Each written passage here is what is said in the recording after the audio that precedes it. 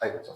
बच्चों, क्वेश्चन में ये कह रहा है कि कोई व्यक्ति अपनी इनकम का 60% खर्च कर रहा है और उसकी आय 15% बढ़ जाती है, खर्च भी 15% बढ़ जाता है, तो उसकी सेविंग में क्या परसेंटेज चेंज आएगा वो बताना है।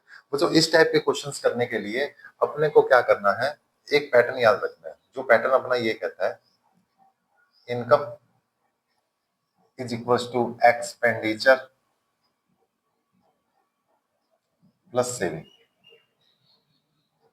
यानी कि I is equal to E plus S. आपको ये वाला पैटर्न याद रखना है, income plus expenditure plus saving. Income क्या कहता है, अगर मान लेते हैं कि सर वो 60% खर्च करता है, वो खुद ही कह रहा है सर 60% खर्च करता है, तो और अगर ये 60% खर्च करता है, इनकम उसकी 100% मान लेते हैं, तो वो कितना होएगा, फिर 40% हो जाएगा। ठीक है, तो अगर वो उसकी जो इनकम है वो 100 मान ली जाए, तो एक्सपेंडिचर कितना होगा, 60 होगा, उसका 100 का 60%, और सेविंग कितनी हो जाएगी, रिमेनिंग 40%। ठीक है, अब क्वेश्चन में ये कह रहा है सर यदि उसकी इनकम 15% बढ़ जाती है, तो बेटा इसका 15% बढ़ाना है अपने को, 15% प्लस करना है, तो 100 का 15% 15 होता है, तो टोटल हो गया 115।